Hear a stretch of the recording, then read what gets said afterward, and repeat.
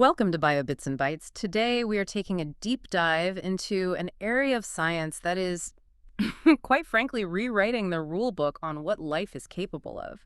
We are talking about quantum biology. Right.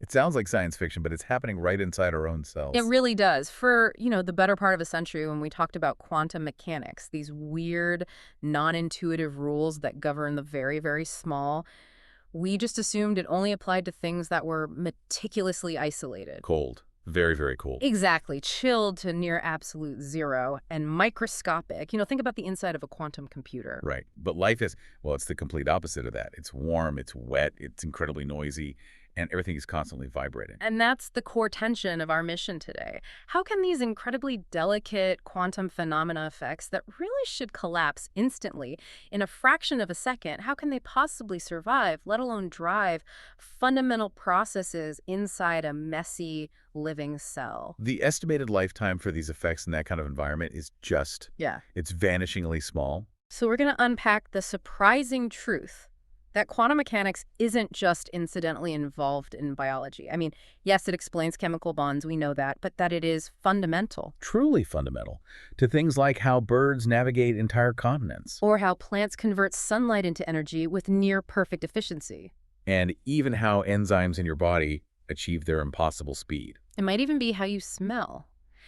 Our goal today is to explain these processes where the classical physics you learned in school it completely fails to give an accurate description. We want to give you a shortcut to being really well informed on this rapidly emerging field. That's the perfect setup. And when we talk about quantum biology, we're being very specific. We're not just hand-waving. Right. We are rigorously defining it as the application of quantum theory to those aspects of biology for which classical physics it fails. It can't give you an accurate quantitative prediction. For most biological interactions, classical models are, they're perfectly fine. But not for these. Not for these. We're looking for those dynamic quantum mechanical effects that are absolutely essential at that intermolecular scale. So for this deep dive, we've focused our sources on three main areas where these effects are either experimentally proven or, very strongly hypothesized to be vital. Okay, what are they? First, the incredible efficiency of photosynthesis.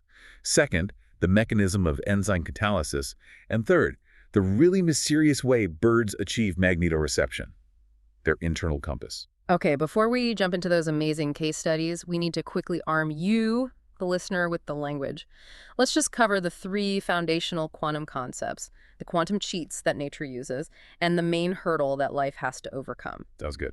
So we all know quantum mechanics is the physics of the very small. Energy comes in discrete bundles, or quanta. That's our foundation. Right. So the first cheat is quantum tunneling. And this is where things get genuinely counterintuitive if you're used to classical physics. Yeah. Imagine a particle like a golf ball, and it's facing an energy barrier. Yeah. Let's use the analogy of a mountain. Classically, if that ball doesn't have enough energy to get over the top of the mountain, it just stops. It rolls back. It's completely trapped. Makes sense. But quantum particles also behave as waves. And those waves don't just stop dead at the barrier. There's a small but non-zero probability that the wave function actually extends into the barrier.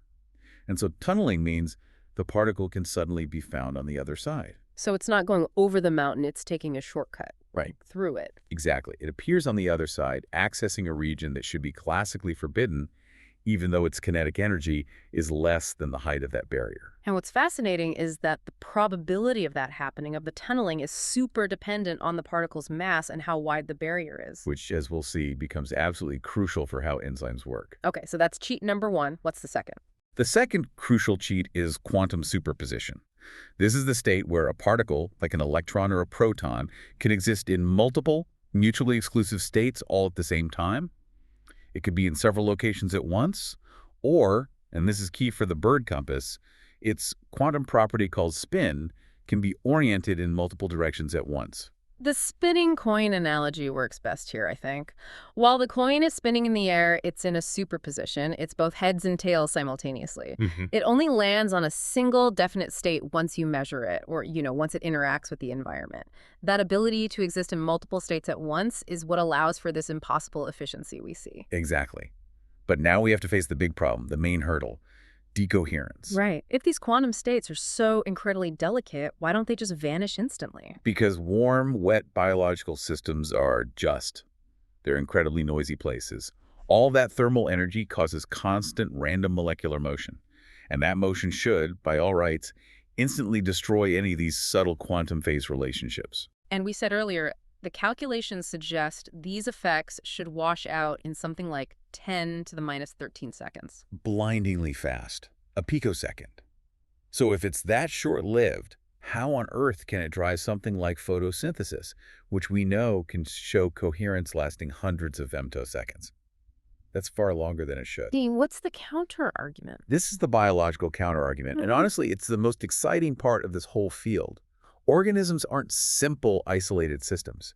They're highly nonlinear, they're open, they're driven systems that are operating way, way far from thermodynamic equilibrium. But the key seems to be in the structure. The physical organization. Yes.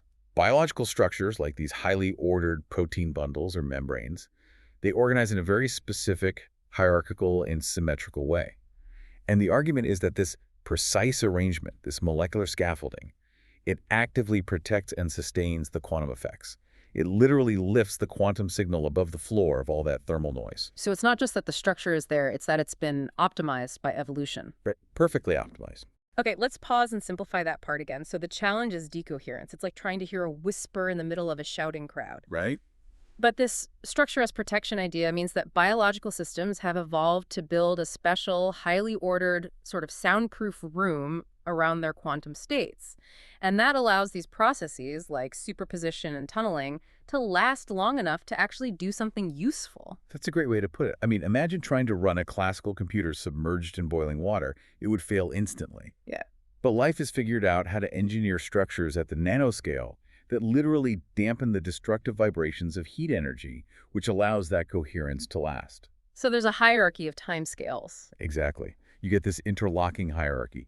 These ultra-fast quantum events happening in picoseconds can cascade up and up and up to eventually affect much slower millisecond scale things like a neural impulse or some other cellular activity. And that's how a tiny quantum effect can drive a huge macroscopic biological outcome, like a bird flying thousands of miles. It's the translation mechanism. That organization holds the key. Structure and dynamics are completely inseparable. Okay, speaking of finding shortcuts, let's jump into our first major quantum mechanism in action, quantum tunneling. And we have to start with the lightest and most common tunneling particle, Yeah. the electron. Electron tunneling is just fundamental in things like cellular respiration and photosynthesis. We have a textbook example of this in a protein called ferritin. Yes, a remarkable ubiquitous protein. Its job is iron storage. Structurally, it's made of 24 protein subunits that form this hollow, spherical shell.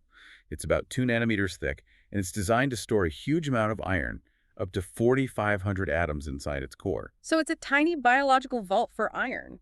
Why is this vault considered a quantum biological agent? Because it's not just passive storage. Ferritin have to be able to release that iron when the cell needs it. And it does that by reducing the iron, which requires electrons. The key mechanism by which those electrons get across that 2 nanometer thick protein shell is electron tunneling. And that's a big barrier to cross. It's a significant potential energy barrier. And crucially, this process is observed to be coherent and activationless, which means its rate doesn't depend on temperature. Ah, and that's the key signature. If it were a classical jump, it would speed up with heat. But since it doesn't, it must be purely a quantum tunneling event. Exactly. You said 2 nanometers. That seems like a huge distance for an electron to tunnel in a noisy environment. It is huge. Yeah. And remarkably, single electron tunneling events have been shown to occur over distances up to 8 nanometers within the ferritin structure. 8 nanometers, that's 80 angstroms. That's Yeah. colossal for quantum mechanics in a warm system. It is. Yeah. And get this, in ordered layers of ferritin, you can get sequential tunneling, where an electron tunnels from one ferritin core to the next and the next. Yeah. And that can conduct electrons over macroscopic distances up to 80 microns. That level of efficiency is just, it's impossible with a classical description. And this has real-world relevance right inside our own brains. Using a technique called conductive atomic force microscopy, which is a very precise nanoscale imaging tool, scientists have seen clear evidence of this electron tunneling between ferritin cores in human tissue. specifically in the substantia nigra pars compacta. That's the part of the brain linked to dopamine production and Parkinson's disease. Precisely. And the hypothesis that comes from this is that this high-efficiency electron tunneling is linked to crucial neuron function, maybe even an anti-inflammatory role. Ferritin might be neutralizing harmful reactive oxygen species, those unstable molecules that cause oxidative stress, by quickly supplying electrons from its core via tunneling. So ferritin isn't just a safe, it's an active, quantum-enhanced defense agent protecting our neurons. That's the hypothesis. It's a profound idea. Okay, so if an electron, which is feather light, can tunnel through 8 nanometers, the next question has to be, how much heavier can a particle be and still take this quantum shortcut? And that brings us to the proton. The hydrogen nucleus. It's about 1,836 times heavier than an electron, but it's still small enough to tunnel pretty effectively. And proton tunneling in enzymes is now considered absolutely critical. Especially when you're breaking bonds like a carbon-hydrogen bond. Exactly. For certain enzymatic reactions, the transfer of that tiny hydrogen atom via tunneling can be the only way the enzyme achieves its catalytic speed. And this gives us a fundamental aha moment about how enzymes really work, right? It challenges that old transition state theory we all learned. It completely upends it. Let's break down the difference. The classical model, transition state theory, or TST, says the reaction rate depends on the enzyme reducing the height of the energy barrier. Making a smaller hill for the golf ball to roll over. Right. But the quantum, or dynamic view, shows that the rate is controlled not just by the height, but critically by the width of the energy barrier. So classically, you lower the hill. Quantum mechanically, you make the hill skinnier so the particle can just tunnel right through it more easily. That's the conceptual shift. But this immediately created a paradox that took a while to resolve. What was that? Well, tunneling probability itself is generally independent of temperature. Yet we observe that enzymatic reactions are highly temperature dependent, just like TST would predict. So how can a temperature-independent mechanism produce a temperature-dependent rate? That's a great question. Let's break it down. So if the tunneling part doesn't care about temperature, but the whole reaction speeds up when it gets warmer, the warmth must be acting on something else, something that controls the tunneling. Precisely. And the resolution lies entirely in protein dynamics. The transfer itself is a quantum tunneling event, yes, but the rate of that transfer is controlled by the enzyme structure distorting. The natural, thermally activated breathing and fluctuation of the whole enzyme molecule, it physically shortens the distance. It reduces the width that the hydrogen has to tunnel. Oh, I see. So the thermal energy, the heat, isn't being used to power the transfer itself. It's used to make the enzyme wiggle into the perfect short-lived shape that makes the tunnel as short as possible. You've got it. The activation energy we measure isn't for the bond breaking. It's for the distortion of the protein structure to facilitate the tunnel. The enzyme is harnessing the noise of heat to achieve quantum precision. It's a brilliant solution. Yeah. Using the messiness of heat to create quantum order. Okay, so tunneling gives enzymes this incredible efficiency, but this same quantum shortcut, if it's uncontrolled, can become a huge liability. Let's look at what happens when proton tunneling goes wrong right inside your own DNA. This is a really serious consequence. Back in the 60s, a scientist named Parolov Lodin proposed that the protons in the hydrogen bonds holding the DNA double helix together, those bonds between AT and GC can spontaneously tunnel. They just hop across from one side of the helix to the other. For fleeting moment, yes. Yeah. And when this happens, it creates a highly unstable state called the tautomeric form of the base pair. Basically, this shift changes the geometry of the base, and that changes its ability to correctly pair up. So a guanine that's supposed to pair with cytosine might? Yeah. It might temporarily shift into a state where it incorrectly pairs with thymine. This leads to a guanine-thymine wobble misincorporation when the DNA is being replicated.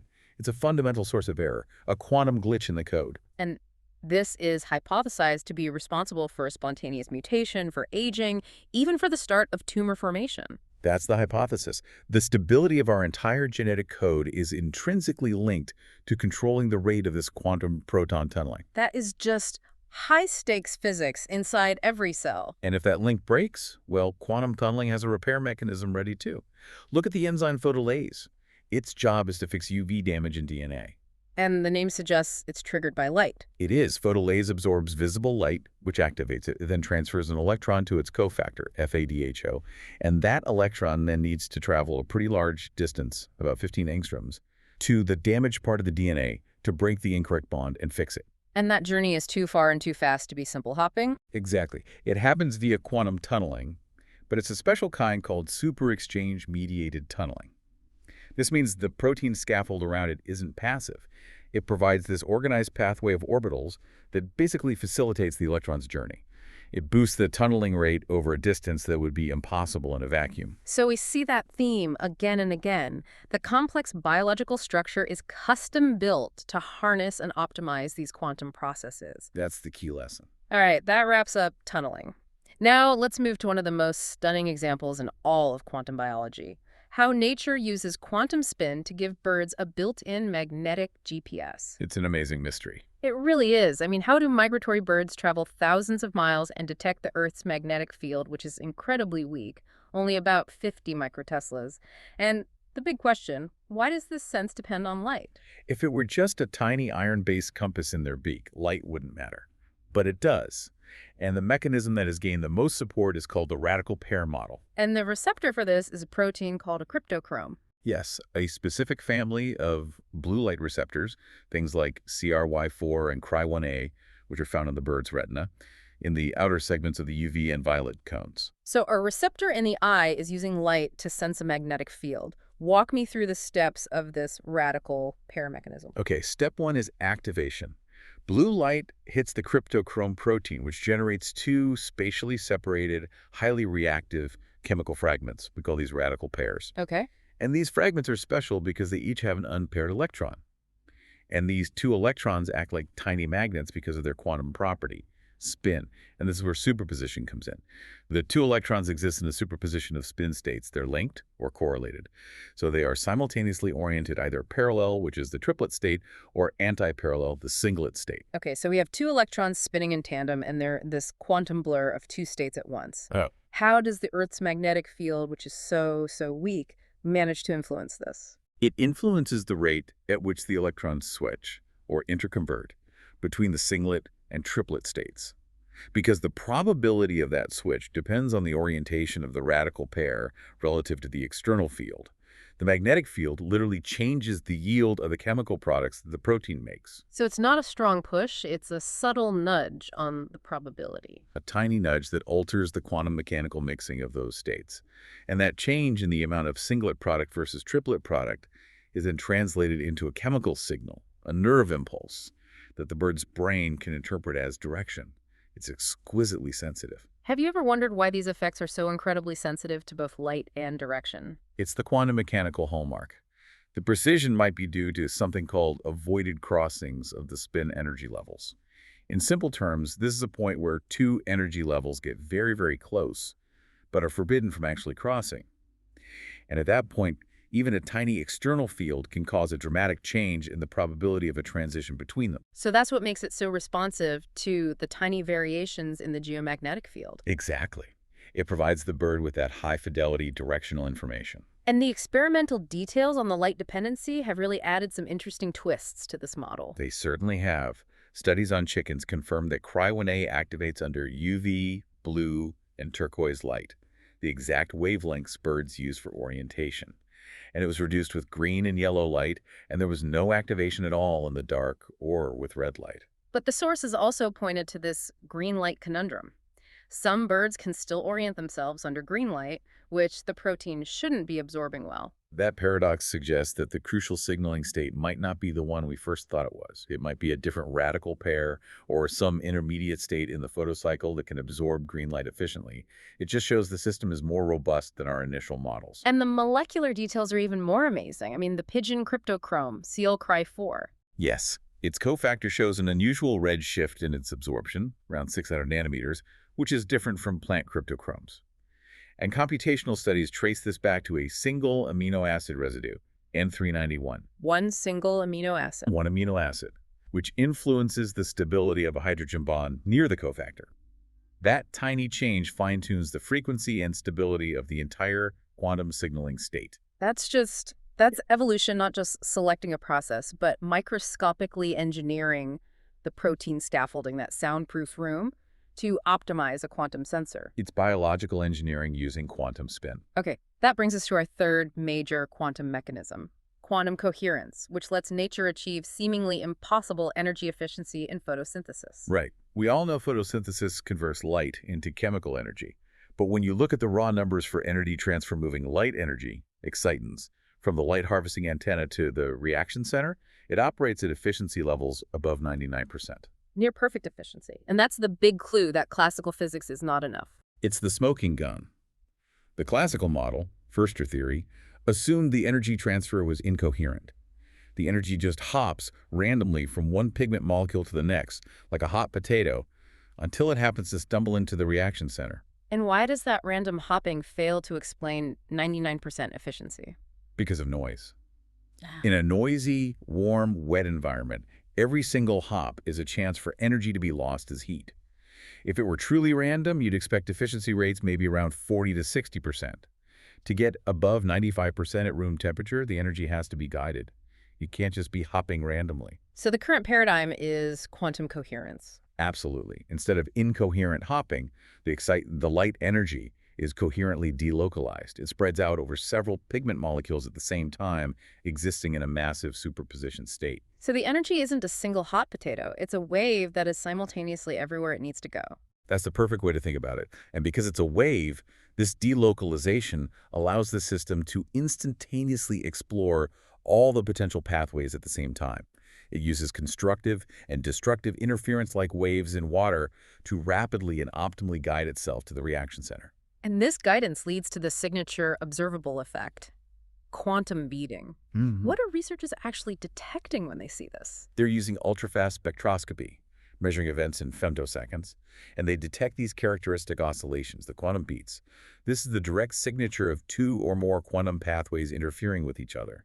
It's the proof that the energy is literally choosing the optimal route in real time. The ultimate multitasking system. But again, we're back to that warm, wet, and noisy paradox. How can this delicate coherence possibly survive at physiological temperatures? That was the defining question for years. The initial breakthrough observations, back in 2007, were in the FMO complex of green sulfur bacteria, and they showed this long-lived coherence, but only at cryogenic temperatures. Right. Freeze out the noise, and the quantum effects survive. That makes intuitive sense. It does. The real breakthrough came in 2010. Similar coherent oscillations were detected at physiological temperatures in cryptophyte algae. That was the proof. Biological systems had evolved a way to maintain coherence even in a hot, noisy environment. Which leads to this completely counterintuitive idea that the noise might actually be helping. Environment-assisted quantum transport. How can noise assist transport? It's a kind of Goldilocks effect. So in these light harvesting complexes, the different pigment molecules have slightly different energy levels. And if these energy gaps are too big, the energy transfer can stall. The thermal noise, the constant jostling, doesn't destroy the coherence instantly. Instead, it temporarily shifts those energy levels just enough. So it helps bridge the gaps. Exactly. It helps the system overcome those small energy gaps, allowing the excitant wave to keep moving towards the reaction center without getting trapped. The noise is perfectly tuned to just nudge the system along the energy landscape. Wait, so the structure is optimized not to eliminate noise, but to use it. It's like having a ladder with slightly misaligned rungs, and the natural shaking of the system just happens to align them perfectly every so often so you can keep climbing. That's a fantastic analogy. Natural selection seems to have driven these systems to a specific parameter set where the degree of quantum coherence is just right. Not maximum coherence, but the optimal degree for robust transport in a noisy, real-world environment. Okay, we've covered energy and navigation. Now let's explore how quantum mechanics might be involved in our basic senses and how this is spinning out into new technologies. Let's start with olfaction, our sense of smell. Olfaction is definitely one of the most controversial areas, mainly because the classical explanation, the shape theory, is so powerful and intuitive. The lock and key model. Receptors recognize molecules by their shape and size. And for most molecules, this works perfectly. It does, but it struggles with certain pairs of molecules. You can have molecules with very similar shapes that smell totally different, and molecules with wildly different shapes that smell almost the same. And that's what prompted the revival of the quantum vibration theory. Right, pioneered by Luca Turin. This theory suggests that our olfactory receptors are actually detecting the molecular vibration of the odorant molecules. The scent is determined not by the shape, but by the specific frequencies at which the bonds within that molecule are vibrating. And the mechanism here relies on quantum tunneling again. It does. The proposed mechanism is called inelastic electron tunneling. An electron tries to tunnel across a barrier inside the receptor protein. The odorant molecule binds, and it acts as a temporary bridge. Right? If the electron tunnels while the odorant is bound, it loses a discrete packet of energy, a quantum that corresponds exactly to the vibrational frequency of one of the odorant's bonds. That specific energy loss is what signals the smell. So the receptor is basically performing quantum spectroscopy. It's using a tunneling electron to read the molecule's vibrational signature. Exactly. And this leads to some powerful experimental evidence, the deuterium tests. Right. Deuterium is an isotope of hydrogen. Same shape, same chemical properties, but twice the mass. So if you replace hydrogen with deuterium in a molecule, you fundamentally change its vibrational frequency, but you leave its shape completely unchanged. So what was the result? Experiments with fruit flies show that the deuterium-substituted version of an odorant resulted in a discernible change in smell. The flies could tell the difference, which strongly supports the vibration theory. If shape were the only factor, the smell should have been identical. Wow. That's a powerful piece of evidence. So let's move to another sense, vision. Here, we're pushing sensitivity to the absolute quantum limit. We are. Vision relies entirely on converting single quanta of light photons into a nerve impulse. The rods in the human retina are so sensitive they can detect as few as 2 to 7 photons. Some studies even suggest we can perceive the arrival of a single photon. And this biological hypersensitivity is now inspiring new technology. Absolutely, especially in high-security applications like quantum cryptography. The idea is, since the retina has this single photon detection capability, you could use the retina itself as a security key. How would that work? You could create a biometric system that reads an individual's retina using random flashes of single photons. Only a person with that specific retinal map, the ability to successfully detect and process that specific quantum information, would be able to decode an encrypted message. So you're using our own biology as a secure hardware key. Incredible. And beyond just sensing, researchers are now actually creating new tools based on these principles. This is the breakthrough of creating biological qubits. Qubits are the basic unit of quantum information, and they require a stable, manipulable quantum state. Researchers realize that common fluorescent proteins, which we already use for imaging, have a stable quantum state called a triplet state. So they repurpose that state to act as a qubit, to store or sense quantum information. Precisely. We are now essentially growing our own quantum sensors inside living cells.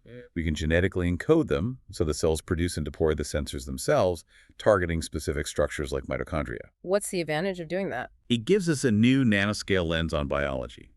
For the first time, we can directly measure incredibly subtle quantum properties. Magnetic fields, electric fields, temperature deep inside a living system in real time, instead of just inferring what's happening from the outside. That's a huge step forward.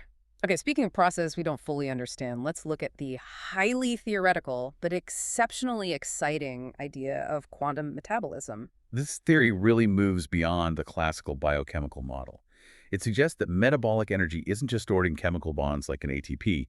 It posits that energy is stored in coherent vibrational modes of enzymatic oscillators embedded in organelles. So energy is stored as a collective wave or a vibration, not just in a molecule. What's the evidence for this?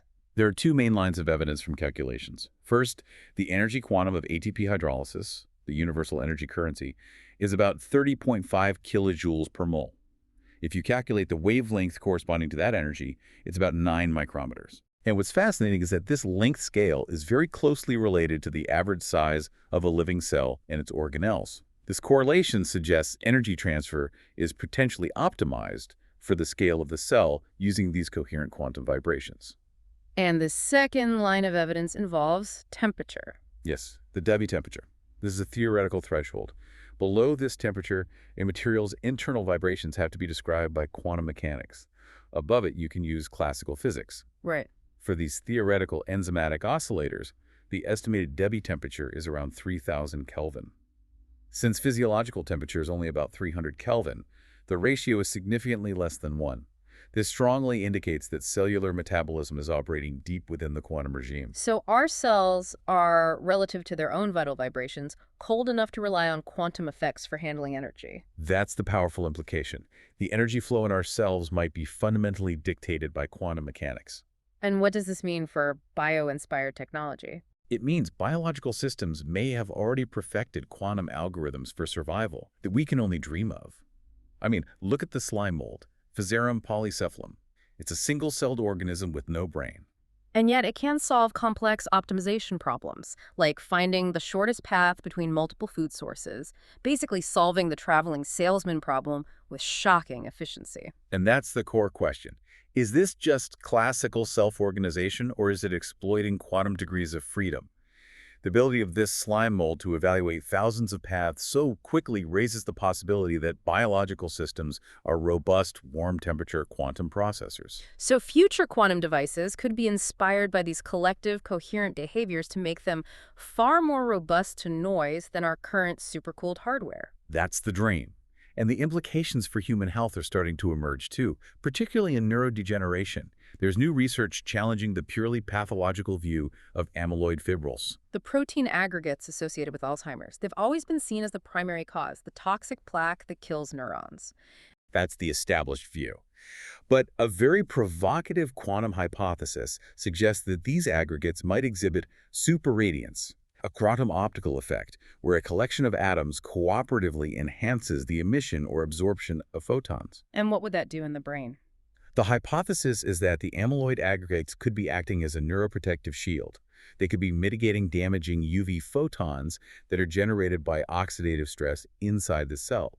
So the fibrils might not be the primary toxic agent, but actually the brain's attempt to use a quantum mechanism to defend itself.